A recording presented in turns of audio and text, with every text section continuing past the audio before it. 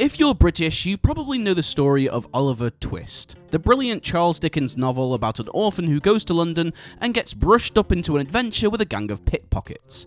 Probably the most popular version of this story is the 1968 musical film Oliver, but in 1988, Disney decided to do their own Disney-fied version in Oliver & Company. And while when coming out, it received mixed reviews, and it was massively compared to the incredible Disney films that came before it. But Oliver & Company was the last film right before the famous Disney Renaissance period, and in my opinion, Oliver & Company walked so other films like Hercules, Aladdin, and The Lion King could run. Hello, it's me, the Average Critic. If you're new to the channel, welcome, and if you are, make sure to subscribe to the channel for more amazing animation videos, and let's talk about Oliver & Company, the lost cult classic. So Oliver & Company follows the story of Oliver Twist pretty much down to a T, with characters from the famous Artful Dodger and the horrible Bill Sikes. And its story is also pretty much the same. The only huge change is that it's now set in America's New York City instead of London, England, and oh yeah, of course, the characters are now all dogs and animals, at least for the most part. Feeling all very Disney, Oliver & Company feels fresh and taking a well-known story and throwing a twist on it. We have seen Disney do this, and they still do this to this day, and generally it works. It's a good formula. It may not be the best in the bunch, but you can definitely feel like you're watching a very Disney movie. Let's talk about when this film came out. 1988 is the 80s, and it is a brilliant setting for a movie like this. The stock market crash of 1987 made New York the city that could suck you in with its beauty and spit you out the next day. The opening of the film sets this up beautifully, seeing how quickly we watch Oliver being excited to the possibility of getting adopted. After 2 minutes in the film, it very quickly changes to this dread of emotion and heartache for this character.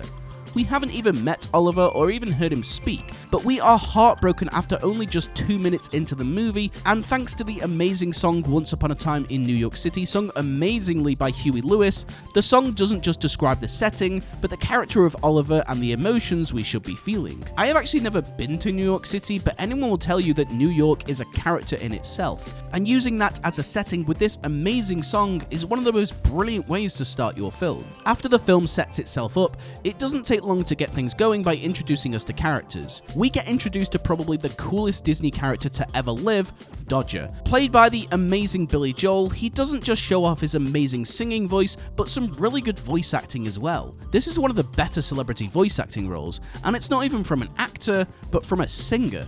The whole cast does a great job at bringing these characters to life. With a cast of comedians and well-known voice actors, Oliver & Company is a true way to cast an animated film, as they cast everything on talent, not just stardom. And of course, we have to talk about the incredible soundtrack. I am very biased with this film, as this film was my Disney film as a kid. I watched this film on repeat, I had it on VHS tapes, and damn it, I just rewound as soon as I was done with it. And even though I have now grown up, I have unfortunately found other Disney films that I prefer. But Oliver & Company's music is the best form of nostalgia for me, and I wasn't even alive when this film came out. But Why Should I Worry is easily one of the coolest Disney songs ever. The rhythm, the lyrics, and the incredible performance from Billy Joel, it just makes this song perfect. But I think what makes the soundtrack, and especially Why Should I Worry, work is its reflection of the time. You see, the 80s in music was the introduction of modern rock and an almost rebellious time. Audiences and singers were branching out with singers like Billy Joel and George Michael. The rebellious nature of the time is reflected in the music. And at least for me, even though I didn't watch this film until the late 90s growing up, I had that same feeling growing up of wanting to rebel and do my own thing. If films like Cinderella and Little Mermaid are catered towards girls who dream of being a princess and having a destiny and finding their prince, then films like Oliver & Company and Treasure Planet, they are catered towards young teenage boys who want to be told to be themselves and do what they want. But even other songs in this film like Streets of Gold are so much fun and just reflect this rebellious and fun attitude that this film definitely gives off. I mean, Perfect Isn't Easy is the most slay song ever. We know that in musicals, if you can't say it, sing it, and Georgette just wants to sing about how perfect she is. And despite this song definitely could be considered as very vain, you can't help but enjoy it, as the song is so fun, and again it gives this fuck it attitude that I'm perfect the way I am and I love it. It's really strange how usually we would see that as someone not really going through an arc, but in this case, We love that these characters are just so true to themselves. A lot of the characters are like this in this film. We even get one of the best comebacks ever from Francis. Isn't it rather dangerous to use one's entire vocabulary in a single sentence? Even the film's emotional song, Good Company, is a beautiful song shared between Jenny and Oliver, and if you have a pet, it will hit you even harder. This song reflects that even though these animal characters have human-like qualities, they still have animal-like goals. Oliver just wants what any other cat would want. A person to love, a loving home. These simple needs and wants from Oliver are incredibly simple, and it adds for some touching moments as it doesn't overcomplicate itself.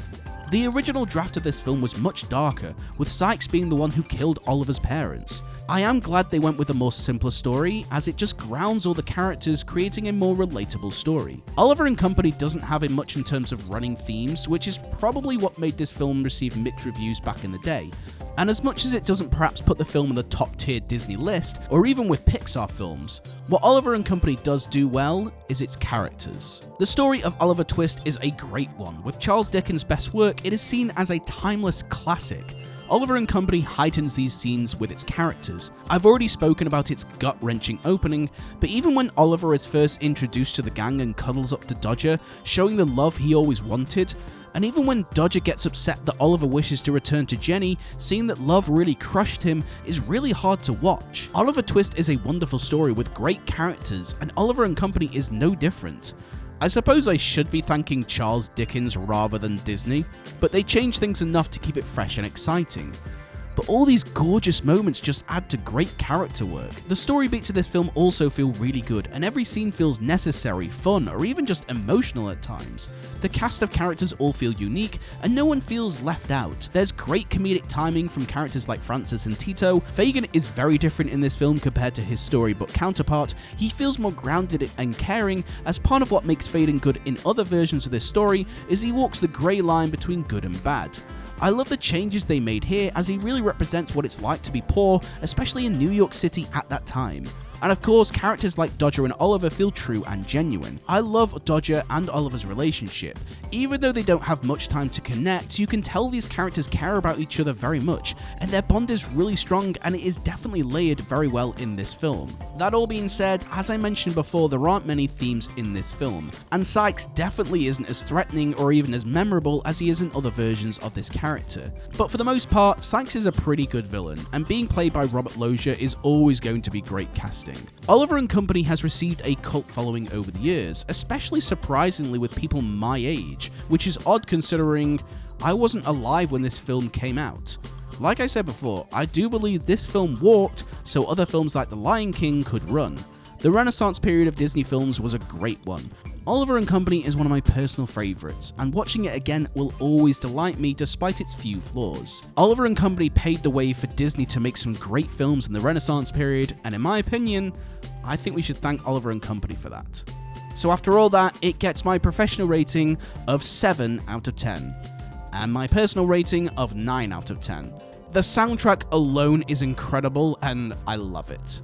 So thank you for joining me in this video. Let me know in the comment section if you remember this Disney great, and if you enjoyed this video, make sure to subscribe to the channel for more great content, and be sure to follow me on all my social media platforms as well.